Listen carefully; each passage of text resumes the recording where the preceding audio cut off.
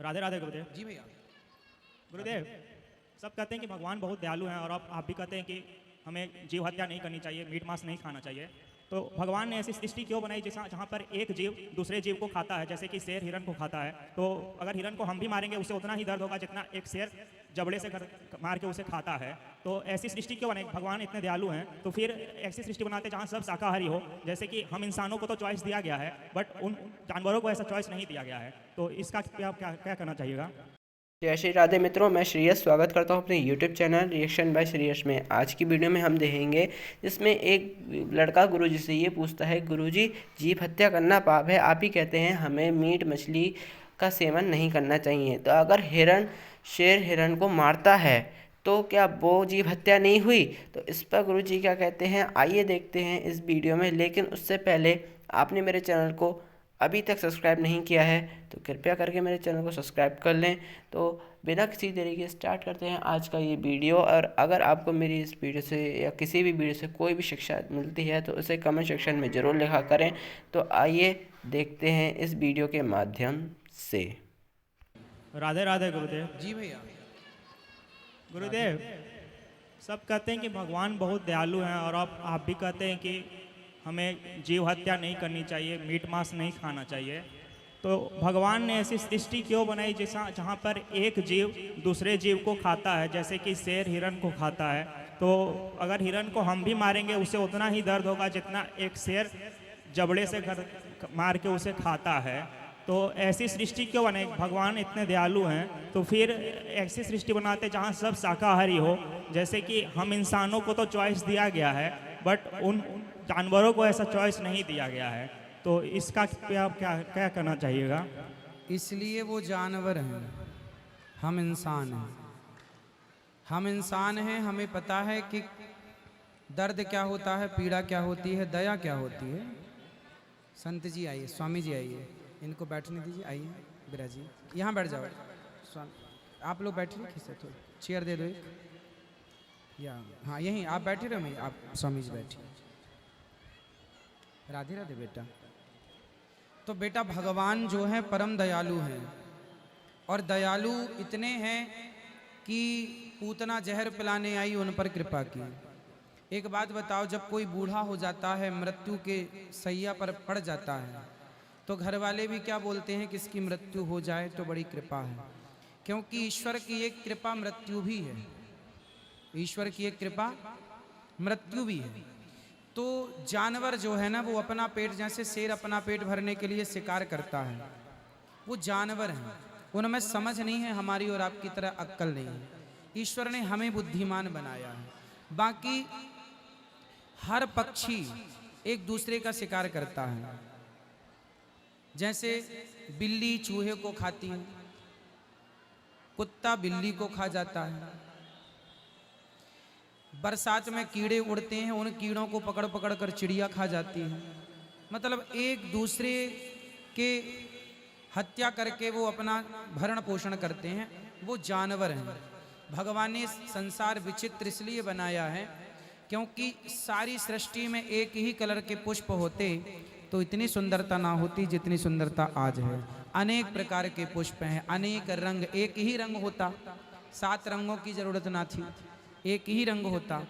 तो एक ही रंग पहन पहन के आप कितना परेशान हो जाते, इसलिए कलर है, अलग अलग रंग। उसी प्रकार यदि इंसान के अंदर दया है तो जानवरों के अंदर हिंसा भर दी। हिंसा ना होती जानवरों के अंदर तो दया का कोई अस्तित्व ही ना रहता। उनको हिंसा करते देखते हैं तब हमें यह समझ आती है कि नहीं, हमें दया करनी चाहिए। यदि रात ना होती तो दिन का कोई अर्थ ना होता। यदि हानि ना होती, समझो, यदि हानि ना होती तो लाभ का कोई अस्तित्व ना होता। समझो, यदि रात ना होती तो दिन की क्या कीमत होती? दिन की वैल्यू इसलिए है क्योंकि रात है। समझ रहे हैं आप? तो उसी प्रकार ईश्वर ने ये मेंटेन किया है। यदि माँ बनाई तो बाप बनाया, बहन बनाई तो भाई बनाया, पृथ्वी बनाई, पाताल बनाया तो आकाश बनाया। मतलब संतुलन, कि यदि दया बनाई तो हिंसा भी बनाई, यदि धर्म है तो अधर्म भी है। क्योंकि एक दूसरे के बिना जाना नहीं जा सकता। यदि कोई हत्या कर रहा है तो हम उसे देखकर जानते हैं कि अच्छा ये हमें नहीं करना, हमें उससे ज्ञान बढ़ता है हमारा। कसाई को आप देख लीजिए, यदि कसाई ना होता तो फिर हमारे अंदर दया की भावना कैसी होती है, दया की परिभाषा क्या होती है? तो परिभाषित करना था, इसलिए सृष्टि को इस तरह से बनाना पड़ा। हम जब कोई भी चीज़ पढ़ते हैं तो यदि प्लस है गणित में तो माइनस भी है। सोचो प्लस ही प्लस होता, माइनस ना होता तो कैसे गणित होती। इसलिए ईश्वर ने एक व्यवस्था बना दी कि ईश्वर की छाती से, हृदय से धर्म पैदा हुआ तो पीठ से अधर्म पैदा हुआ। तो ये भगवान की सृष्टि है, विचित्र है, समझने के लिए बहुत सत्संग चाहिए। अभी कम शब्दों में इतना ही समझो। और एक प्रश्न था गुरुजी, आपने कथा के दौरान एक कथा बताई थी कि एक राजा की 5-6 पत्नी थी और एक किसी से उसका बेटा हुआ था और 5 ने उन्हें जहर देके मार दिया गया था और फिर नारद जी के वजह से फिर जिंदा हुए थे। तो उन्होंने प्रश्न फिर किया, आप बोले कि उसे 5 पत्नियों ने इसलिए जहर दिया था क्योंकि उसने पिछले जन्म में जो भगवान को चढ़ाया था भोग, उसमें कुछ चींटियां मर गई थी इसी कारण। तो उसे तो पता नहीं था इस बात का। अगर हम गलती से, हमारे मन में अगर वो चीज़ ना हो, गलती से हमसे चींटी मर जाते, हमें पाप नहीं लगता है, तो फिर उसे उस चीज़ का पाप क्यों लगा? क्योंकि उसे तो पता नहीं था कि उसमें आग में उस चींटी जल रही है, तो इस बात का उसे पाप क्यों मिला? चित्रकेतु नाम के राजा थे, उनकी पत्नियां बहुत थीं।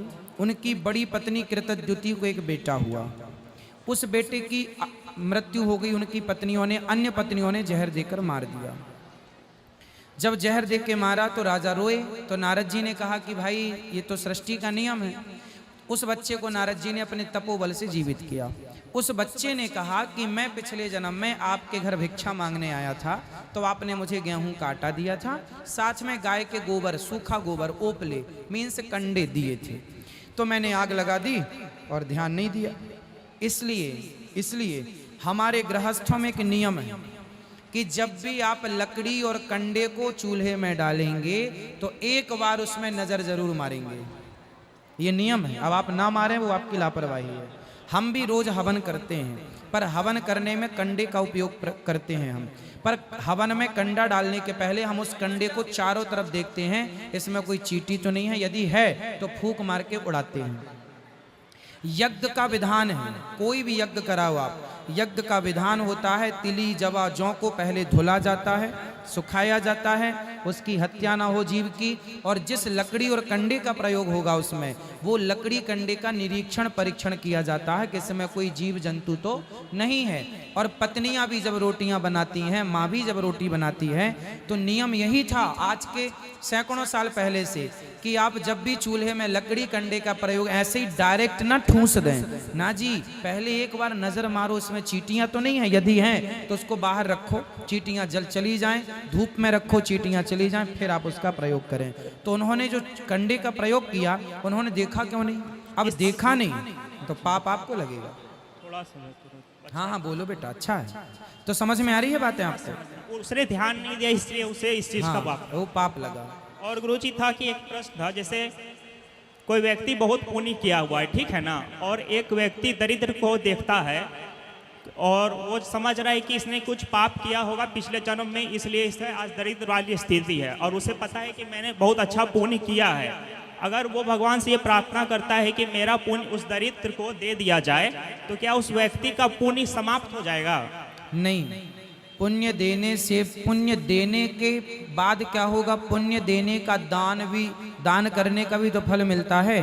तो कोई भी चीज देने से घटती कभी नहीं है, वो देने से हमेशा बढ़ती है। इसलिए पुण्य देने से भी पुण्य बढ़ते ही है। जैसे उसका पुण्य आप जैसे कहते हैं 1000 ग्राम 100 ग्राम जितना भी है, तो वो अगर उस भगवान से बोलता है उसका पुण्य उसे दे दीजिए, तो उसका पुण्य और बढ़ जाएगा?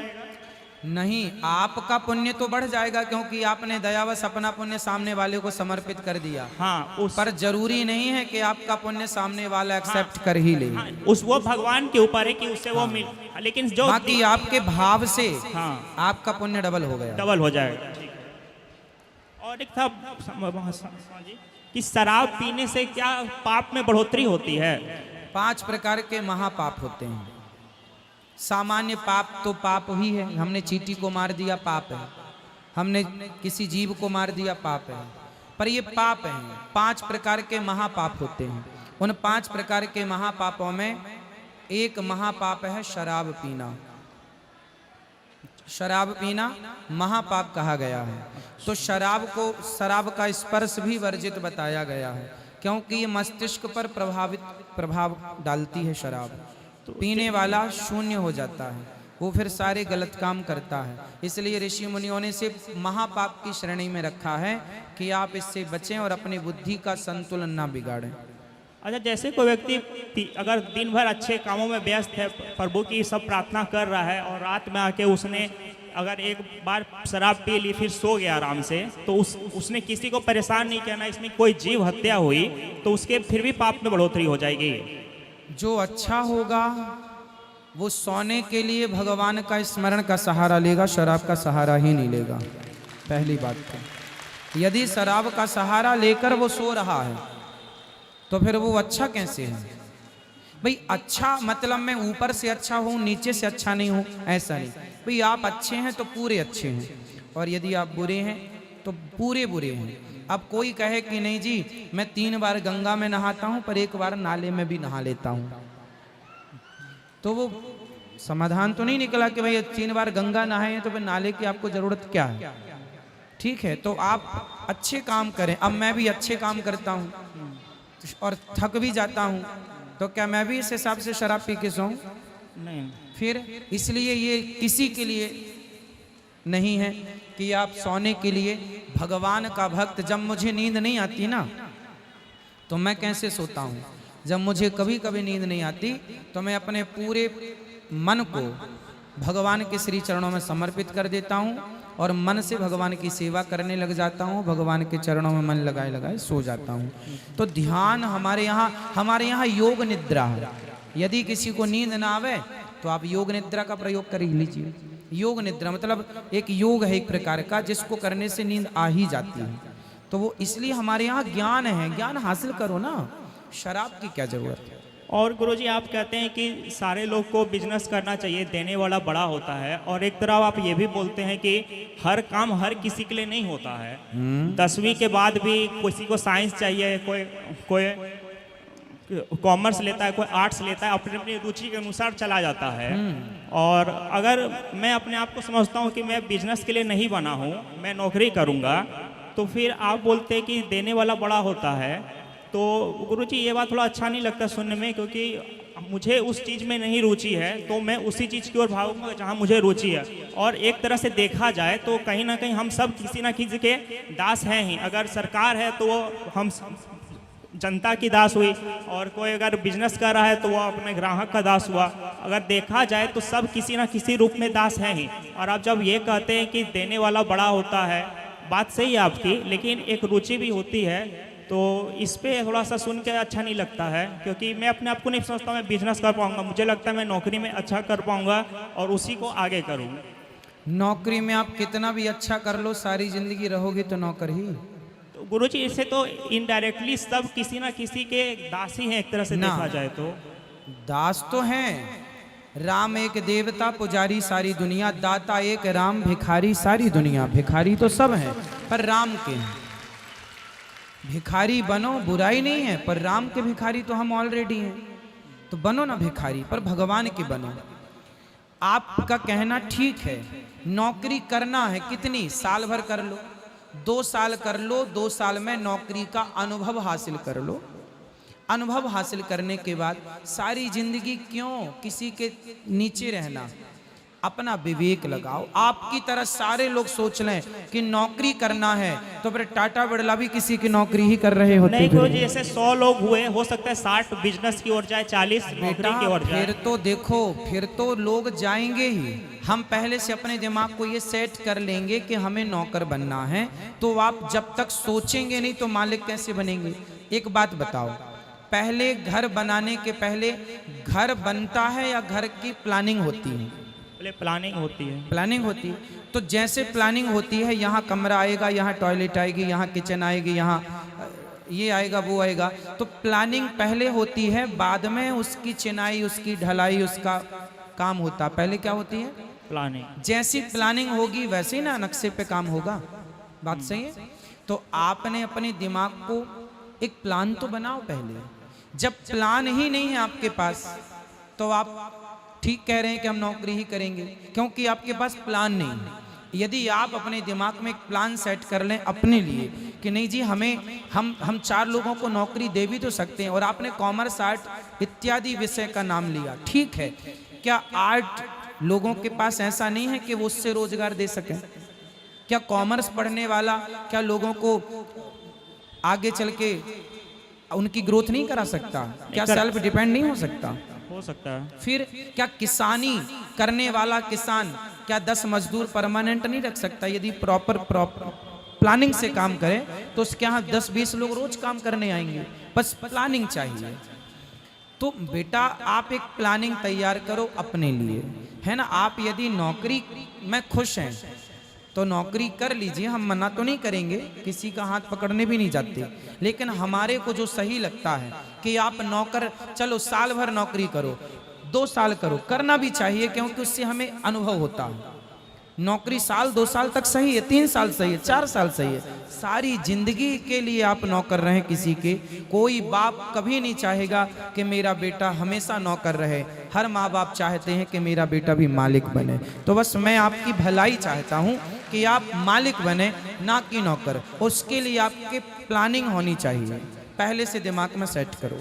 और गुरुजी जैसे बहुत औरतें सब जो वैसा वृत्ति में होती हैं, अपना चरित्र पहले ही उसका खत्म हो गया रहता है, और मरने के बाद वो सब सारा कोई नर्क को ही प्राप्त होता है, उसमें से कोई स्वर्ग भी जाता है। कैसा? एक बार और बोलो उसको।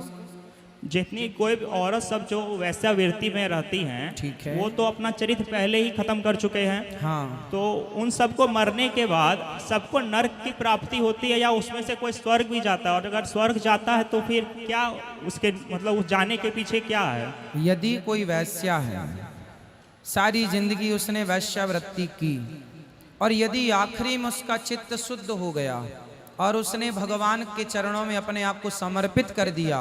पिंगला नाम की वैश्या की कथा इसमें आती है कि उसने सारी जिंदगी वैश्यावृत्ति की, लेकिन आखिरी समय उसने अपने आप को आशा ही परमम दुखम नैरास्यम परमम सुखम ये सूत्र दे दिया। उसने एक घंटा लटका रखा था बाहर और बड़ी सुंदर थी। उसने कहा जो ज्यादा घंटा बजाएगा वो मेरा बड़ा कस्टमर होगा, बड़ा ग्राहक होगा। तो एक संत जी वहां से चले गए, दत्तात्रेय जी उनका नाम था। तो उन्होंने तो संत आदमी लगा, सवेरा हो गया, घंटा टन टन टन टन टन इतने बजाए वो गिन नहीं पाई। वो बड़ी सज धज के खड़ी है कि आप कोई पुरुष आएगा, क्योंकि ज्यादा घंटा बजाया मतलब ज्यादा रुपया देगा। बेचारी सवेरे से शाम और शाम से रात और रात से फिर सुबह के 4 बजने के वाले थे, कोई नहीं आया। उसके अंदर गिलानी हुई कि जितना इंतजार मैंने एक पुरुष का किया, इतना इंतजार भगवान का करता तो नहीं अपार हो जाती। बस इतनी सी बात में उसको वैराग्य हो गया और उसने अपने आप को भगवत चरणों में समर्पित किया, और आज उसका वेद पुराणों में नाम है। देवघर से आया हूं, थोड़ा सा प्रश्न मेरे तो हैं। जीवन में यदि कोई आत्मसमर्पण आखिरी समय भी कर ले, मरने के 4 मिनट पहले, कि हे प्रभु मैं आपकी हूँ, इतना भी कह ले और समर्पण भाव रख ले, तो भगवान उसका भी उद्धार कर देते हैं। इतने दयालु हैं भगवान। गुरुजी 2-3 प्रश्न है, अगर आज्ञा दे तो। हाँ हाँ कर लो, अच्छे सवाल हैं आपके। ये भगवान शिवलिंग की जो हम लोग पूजा करते हैं, शिव जी की लिंग की, इसके पीछे की क्या कहानी है? बेटा जो लिंग होता है, लिंग शरीर होता है, संपूर्ण शरीर। लिंग मतलब किसी एक शरीर के पार्ट को नहीं बोलते, लिंग शरीर होता। लिंग शरीर संस्कृत का शब्द है, ये पूरे शरीर को लिंग शरीर। हमारा शरीर जो है लिंग शरीर है ना। 3 लिंग होते हैं जैसा कि हम लोग सब जानते हैं, स्त्रीलिंग, पुरलिंग और नपुंसक लिंग। अब बताइए इस लिंग में पूरा संपूर्ण शरीर आ गया कि नहीं? भाई हम लोग कहते हैं ये स्त्रीलिंग है, ये स्त्री है, ये पुरलिंग है, ये पुरुष है। तो पूरे शरीर को ना लिंग कहा जाता है, एक लिंग शरीर होता है, इसे लिंग शरीर कहते हैं। तो जो शिव जी का शिवलिंग है वो ना कि एक जिसे आजकल लोग अवधारणा मानते हैं कि ये शिवलिंग है, मतलब एक शरीर के पार्ट से जोड़कर देखते हैं कि ये शरीर का एक हिस्सा है। ना जी, वो एक हिस्सा नहीं है, बल्कि भगवान शिव का संपूर्ण तलवे से लेकर मस्तक तक है वो शिवलिंग। पूरा स्वरूप है वो शिवलिंग, भगवान शिव का पूरा स्वरूप ही है वो, लेकिन ना जानकर लोग उसे केवल एक लिंग मतलब शरीर का एक हिस्सा मानते हैं, अज्ञानवश, सिर्फ अज्ञानवश। और गुरुजी जैसे किसी के अंदर भगवान को प्राप्त करने की बहुत इच्छा जागृत हो और उसे मतलब इस संसार में मन ना लगता हो और वो अपने माता पिता को अगर छोड़ देता है और भगवान की प्राप्ति के लिए कहीं चला जाता है, तो क्या ये धर्म कहता है? जैसे प्रेमानंद गुरु जी ने कहते कि 13 वर्ष की आयु में उन्होंने घर छोड़ दिया था, भगवान की ऐसी लगन लगी थी उन्हें, और राधा माँ की कृपा से आज वो बहुत अच्छे जिंदगी जी भी रहे हैं। तो क्या आज के अगर किसी व्यक्ति को ऐसी मतलब इच्छा होती है, माँ बाप को अगर छोड़ के भगवान को प्राप्त करना चाहता है, ये धर्म कहता है? नहीं, हमारे यहाँ माँ बाप से आज्ञा ली जाती है। यदि आपको भगवत प्राप्ति के लिए जाना है तो आपको माता पिता से आज्ञा लेनी होती है। यदि आपका विवाह हो गया है तो फिर पत्नी से आज्ञा लेनी होती है।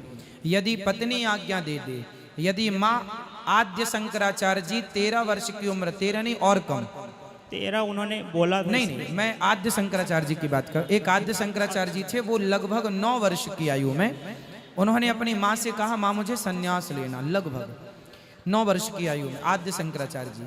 तो उन्होंने कहा, माँ मुझे सन्यास लेना है, आज्ञा दो। माँ ने कहा, मैं तुझे आज्ञा नहीं देती।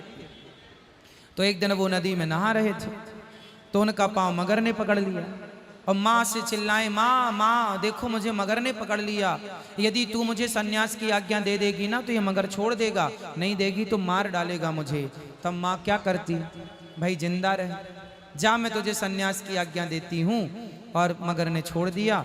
वो शंकराचार्य जी वो शंकराचार्य बने जिन्होंने चारों मठों की स्थापना की, आद्य शंकराचार्य के नाम से जिन्हें जाना जाता है। तो हमारे यहाँ इस स्थिति में यदि आप गृहस्थ में रह के भगवत चिंतन करते हैं, भगवत प्यार करते हैं तो गलत नहीं है।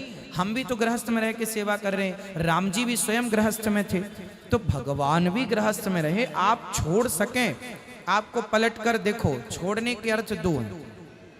नहीं तो जैसे प्रेमानंद ने कहा था कि 13 वर्ष की आयु में मैंने घर छोड़ दिया था और उन्होंने अपने माता पिता का त्याग कर दिया था, फिर गए भी नहीं, और फिर भी राधा माँ की कृपा से उनमें ऐसा लगा कि आज वो बहुत सर्वोच्च स्थान पर बैठे हुए हैं। तो उन्होंने तो आज्ञा नहीं ली थी जहाँ तक मैंने सुना है, तो वो गलत थे क्या?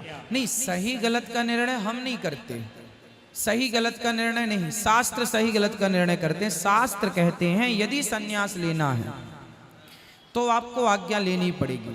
यदि आप सन्यास नहीं लेना चाहते तो मेरा पर्सनल मानना है कि आप अपने माँ बाप की सेवा कर लो, और माँ बाप की सेवा करते हुए आप, अब पुंडलीक नाम के एक भक्त थे, उन्होंने अपने माँ बाप की ही सेवा की और इतनी सेवा की कि माँ बाप के सेवा के बल पर विट्ठलनाथ जी खुद उनके द्वार पर चले गए। आज भी विट्ठलनाथ जी के नाम से जाने जाते हैं। पंढरपुर की ये घटना है। पूरी कथा सुनाऊंगा, समय लगेगा, संक्षेप में समझिएगा कि एक बेटा अपने माँ बाप की सेवा के बल पर भगवान को पाता है। माता सबरी गुरु की सेवा के बल पर भगवान को पाती है।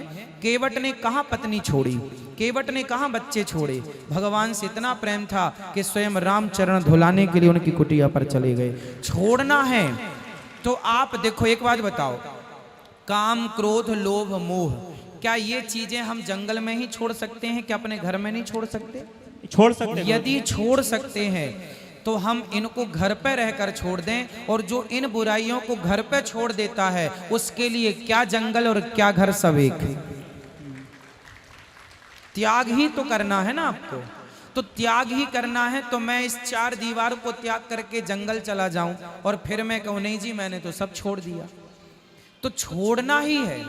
तो आप कहीं भी रहकर कहीं से भी किसी भी चीज को, जब मृत्यु आती है और शरीर छोड़ने का समय होता है, तो वो कहीं जंगल में हो तो भी छोड़ना पड़ेगा, 4 दीवारी में है तो भी छोड़ना पड़ेगा। इसलिए माँ बाप की सेवा पहला धर्म है। यदि माँ बाप की सेवा के लिए कोई अन्य भाई आपके अवेलेबल हैं, उपस्थित हैं, उपलब्ध हैं, तब आप उनके भरोसे सब छोड़ के आप भगवान का चिंतन करने जा सकते हैं, इसमें भी कोई आपत्ति नहीं। और गुरुजी जैसे कोई गलत धन मैं किसी प्रकार से किसी व्यक्ति से ले लेता हूँ, गलत धन गलत प्रकार से कमाई करता हूँ और वो मैं मतलब अच्छे कार्य में लगाता हूँ, तो उसका पुण्य किसे मिलेगा? पहली बात तो बुरा कर्म करके बुरे तरीके से धन कमा के यदि आप उसका धर्म करते हैं तो वो धर्म नहीं है। हाँ धर्म नहीं है, लेकिन तो उसके खाते में जाएगा जिसके घर मैंने चोरी की, या फिर वो पुण्य तो उसी के खाते में जाना है जिसका वो धन था। धन था। लेकिन आपको पाप इस बात का लगेगा कि आपने लूटा है, आपने बेईमानी की है, है ना। अब बेईमानी, अब मैं आपके जेब से पैसे निकाल लूँ 100 रुपए और 100 रुपए निकाल के 90 रुपए दान कर दूं और 10 रुपए रख लूं और मैं सोचूं अब ये 10 रुपए शुद्ध हो गए, नहीं। इसलिए हमारे शास्त्र कहते हैं धर्म करो, दान पुण्य करो, तो अपने पसीने की कमाई से धर्म करो। बेईमानी के धन को आप दान में ना लगाना, धन वही दान में लगाओ, भले 1 रुपए लगाओ, पर जो आपकी मेहनत पसीने का पैसा है वो धर्म में लगाओगे तो वो 1 रुपए करोड़ों का पुण्य लेके आएगा आपके पास। इसलिए ईमानदारी से खाओ, ईमानदारी से कमाओ, ईमानदारी से चलो। और जैसे गुरुजी, जैसे कोई व्यक्ति अगर किसी औरत को मतलब काम की दृष्टि से देखता है पर कोई क्रिया अगर नहीं हुई तो फिर भी उसका पाप उसे लगेगा क्या? मानस पुण्य हो या नहीं पापा, ये कलयुग है। इस कलयुग में आप जो मन से पुण्य करते हैं कि मैं वृंदावन गया, मैं बिहारी जी को देखा, मैंने बिहारी जी के चरण धोए, ये पुण्य जो मन से आप कर रहे हैं इसका पुण्य तो मिलेगा, पर मन से आप किसी स्त्री की कल्पना करके उस स्त्री के बारे में आप गलत विचार रख रहे हैं मन से, तो पाप तो नहीं लगेगा, लेकिन आपके मन की, आपके विचारों की क्षति तो हो ही रही है ना। ये गलत तो है ही, इसलिए ये इस प्रकार के विचार नहीं रखना चाहिए। परंतु आपको पाप नहीं लगेगा, क्योंकि अपने मन से। पाप तब तक नहीं लगेगा जब तक आप किसी को स्पर्श नहीं करते। तो मतलब सोचने से उसका कोई पाप नहीं। कलयुग, सिर्फ कलयुग में छूट है इस बात की। अच्छा। सतयुग में सोचेंगे तो पाप लगेगा। अच्छा। त्रेता में सोचेंगे तो पाप। कलयुग लिखा ना, कलयुग का यह परम प्रतापा, मानस पुण्य हो या नहीं पापा। मन से किया गया पुण्य तो फल देता है, पर मन से किए गए पाप का फल हमें नहीं लगता। और प्रभु, जैसे कोई एक बच्चा अगर कोई अच्छे परिवार में जन्म लेता है उसके अच्छे कर्मों के अनुसार, और वो छोटी सी उम्र ही भगवान के प्रति उसका बहुत रुझान है और वो अपने कर्म को छोड़ देता है और भगवान की प्राप्ति में ही लग जाता है, लेकिन परिवार में रह के लगता है, वो अपने कर्म नहीं करता है और उसे खाने की समस्या भी नहीं, क्योंकि वो एक अच्छे परिवार में जन्म लिया है, वो बिना कर्म किए और भगवान की प्राप्ति में लग जाता है, तो क्या ये सही है? क्योंकि उसने कोई कर्म नहीं किया, हाँ भगवान की प्राप्ति में लगा, लेकिन कर्म नहीं हुआ। जो आज हम इंसान लोग जो भी बिजनेस करते हैं या पढ़ाई लिखाई करके कर्म करते हैं, अगर वो कर्म ना करे, क्योंकि वो अच्छे परिवार में जन्म हुआ था तो उसे उसका फल मिला, और इस जन्म में भी वो वही कर रहा है, कर्म नहीं कर रहा है, परिवार का अच्छा दिया है, सब खाना पीना उसे मिल रहा है, तो वो सार्थक रहेगा वो पूजा, वो धर्म जो वो कर रहा है भगवान के प्रति।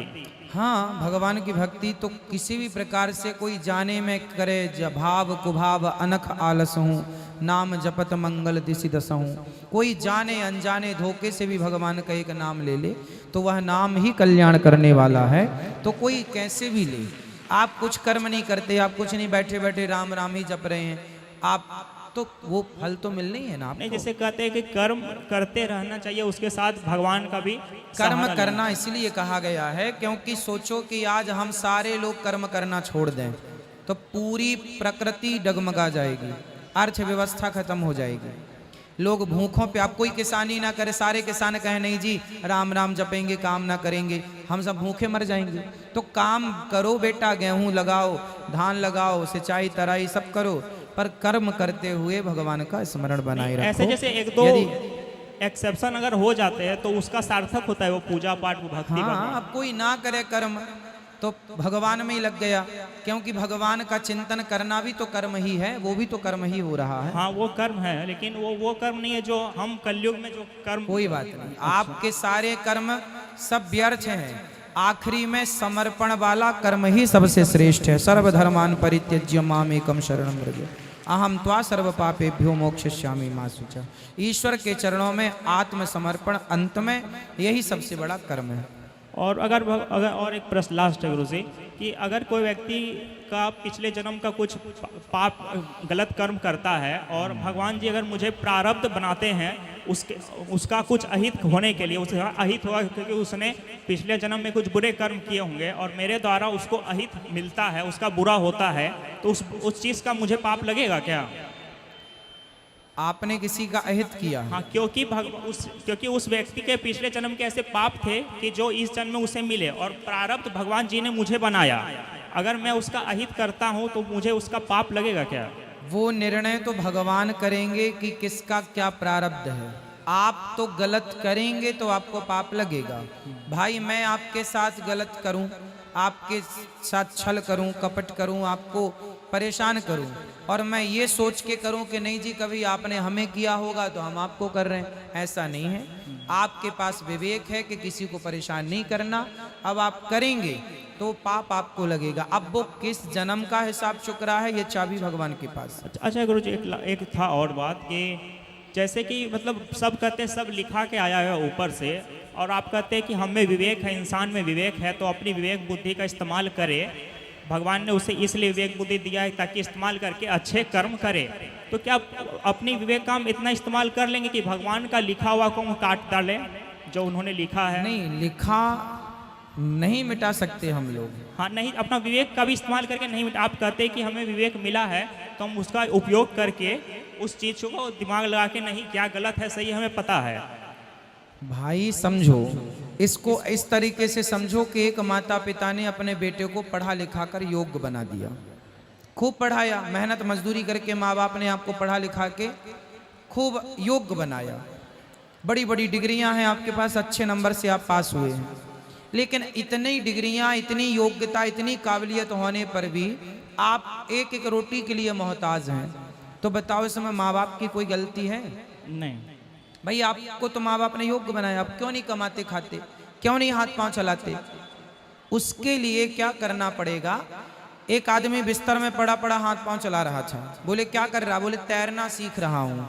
पगले, तैरना सीखना है तो पानी में उतरना पड़ेगा, स्विमिंग सीखनी है तो पानी में उतरना पड़ेगा। बिना पानी में उतरे आप तैरना नहीं सीख सकते। तो कर्म प्रधान विश्व करी राखा, जो जस करें सो तस फल चाखा। इन बातों को बहुत गहराई से समझने की जरूरत है। और प्रभु सारा संसार भगवान की मर्जी से चलता है, पर आप अपने छोटे बड़े निर्णय लेने के लिए स्वतंत्र हैं।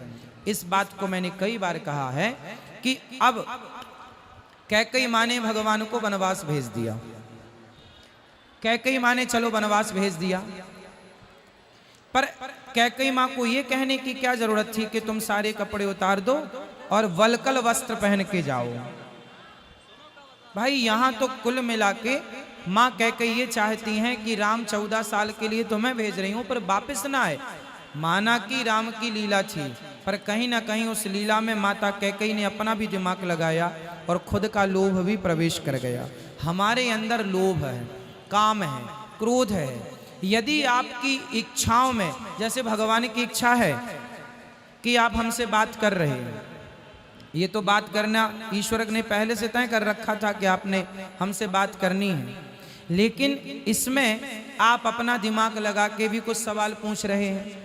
हम अपना दिमाग लगा के भी इसका क्या उत्तर हो सकता है, कैसे आप समझेंगे, वो हम अपने दिमाग से समझा रहे हैं। तो कुल मिला के तय तो सब कुछ होता है, पर ईश्वर ने आपके हाथ में छोड़ दिया है कुछ निर्णय कि भाई गाड़ी का एक्सीलेटर और ब्रेक दोनों आपके पास है, ड्राइवर के पास। अब कहाँ क्या दबाना है वो आप समय अनुसार, स्थिति अनुसार देखते रहिएगा।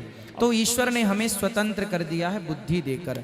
हमें ही निर्णय लेने हैं कि क्या सही है क्या गलत है, फिर उस निर्णय जो हम लेंगे उसके आधार पर ईश्वर न्याय करते हैं। और प्रभु जैसे और गुरु जी, जैसे आप लोग सब संत लोग कह रहे हैं कि हिंदू राष्ट्र होना चाहिए, तो हिंदू राष्ट्र तब ना होगा जब सारे मुसलमान और जो सिख हुए, क्रिश्चियन हुए, सबका एक अलग देश बन जाए, तभी जाके भारत एक हिंदू प्रधान देश बनेगा।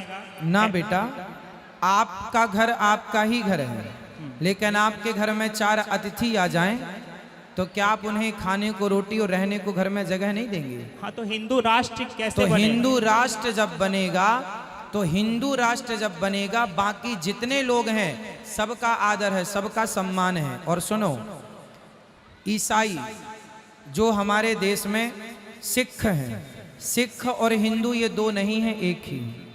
जैन है, जैन और हिंदू ये दो नहीं, एक ही। ये अपने ही है ना, ये नाम अलग अलग हैं बट है एक ही, ये सनातन है।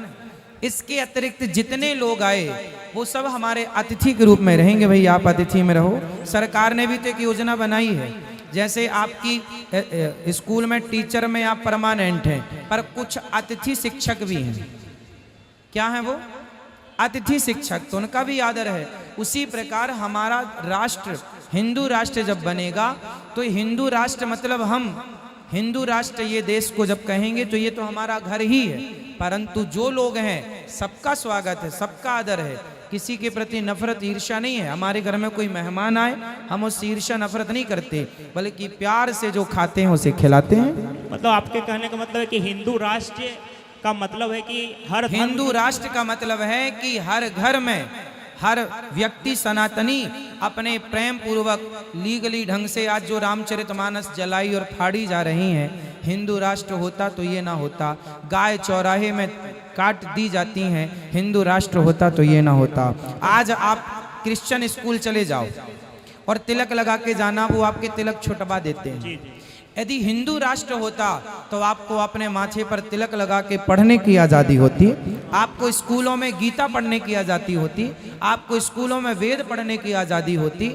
लेकिन आज ये पढ़ने की आज़ादी नहीं है, यहाँ तक कि आप अपने हाथ में कलावा भी बांध के नहीं जा सकते, क्योंकि हिंदू राष्ट्र नहीं है। होता तो आप अपने प्रभु, जैसे गुरुजी, तब इसका मतलब हुआ ना कि अदर धर्म के जो लोग हुए वो यहाँ भारत निवास नहीं करेंगे, सबका नहीं, निवास क्यों नहीं करेंगे? निवास तो सब करें। अतिथि हमारे घर में क्यों नहीं रहेंगे? वो अतिथि के तौर पे रहेंगे, कहने का मतलब हुआ। ठीक है, अतिथि के तौर पे इसका मतलब भाई सब रहेंगे। उसी तरह हिंदू राष्ट्र में सब रहेंगे, किसी को कोई आपत्ति नहीं है। जैसे उनके राष्ट्र में हिंदू रहते हैं, ऐसे हिंदू राष्ट्र में वो रहे। अब नेपाल हिंदू राष्ट्र था ही, तो क्या वहां पे मुस्लिम नहीं थे? क्या वहां ईसाई नहीं थे? सब थे वहां पर। तो उसी तरह मुस्लिम राष्ट्र बहुत हैं। तो इस प्रकार की परिकल्पना है। हमारे सनातन धर्म पर किसी भी प्रकार का कोई तिलक लगाने में, राम का नाम लेने में, अब राम जी की यात्रा जब निकलती है तो संवेदनशील क्षेत्र से सरकार कहती यहाँ से हम मत निकलना। अरे हमारे देश में ही हम उन गलियों से नहीं निकल सकते राम जी की यात्रा लेकर, ये हमारे लिए दुर्भाग्य है कि नहीं? क्यों ना निकलें भैया? जो ना निकलने दें उन पर एक्शन होना चाहिए। इसलिए हिंदू राष्ट्र की जरूरत है।